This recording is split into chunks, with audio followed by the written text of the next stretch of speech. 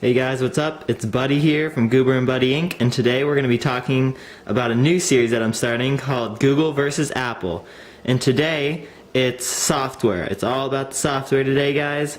And so here we'll be discussing iOS's software from Android software. Here I got the iPod 5 and the Galaxy S3, two devices that were pretty close in when they came out.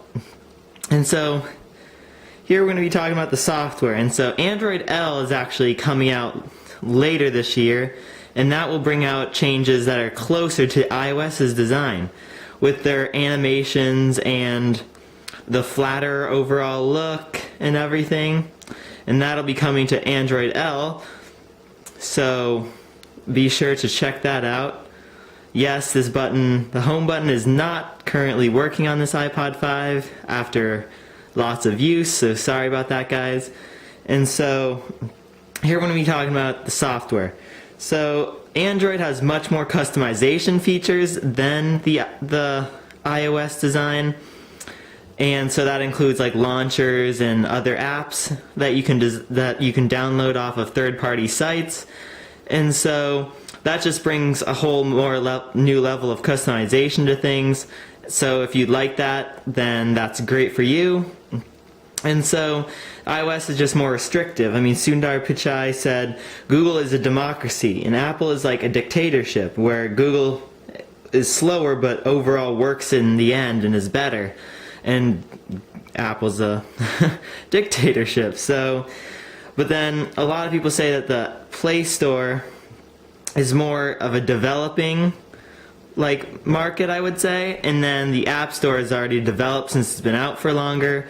But overall, the Play Store is getting much better, and the App Store is overall well polished, I'd say.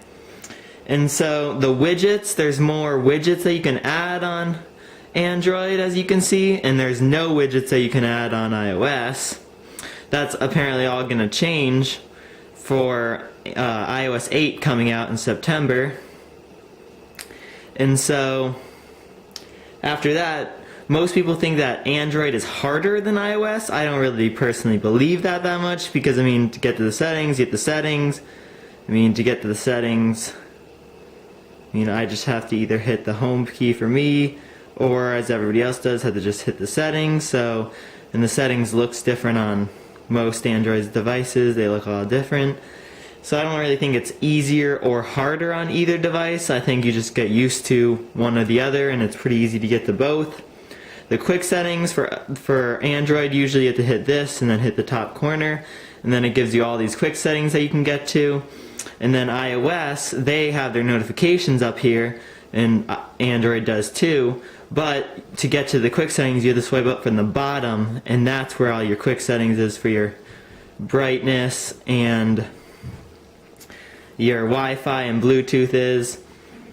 And so updates, as you can see, there's an update that needs to be done to this iPod. Updates come very timely, I'd say, for the Apple devices, and Android, it takes a while to get there because it has to go through more hoops and jumps, whereas iOS, it's just Apple pushes it out to the device, or push it out to the carrier to push it out right to the device. There's not really any extra stuff that the carrier does to it, whereas Android, there is a lot of customization. If you like Google products, that's all installed already on Android, where like the Google Play Store, books, movies, apps, whatever, whereas iOS, you have to manually install the Google apps if you'd like them. So I guess it's just a matter of personal opinion. Like the Maps app on here personally is getting better, but not the best at all. And the last thing is the multitasking. For the Android, you hold the button or press the on-screen button if you have one of those kind of phones, and then it'll bring up the multitasking. And on iOS, you hit the home button twice. Now, as you can see, it's very different each device. One, you scroll up and down, the other one you scroll side to side. And then for iOS, you only swipe it up, and then it gets it out of the way, kills the app. Same with, and then on Android, you can swipe it to either side to get rid of it. But iOS, you cannot swipe it down. That's one thing you can't do. And personally, I do not like iOS's multitasking at all, because it's kind of hard, like, I didn't get it, I didn't get it. And so it's kind of irritating. But when it does work, it works pretty well. I like Android's way better, where it's much more smoother, and this will look different also in the Android L release. If you haven't seen or heard about that, it will be different in that. And overall, that's about it. So what do you guys think? Like, comment, and subscribe about this. There'll be another video about Google versus Apple. This is the one of software. See you guys in the next video.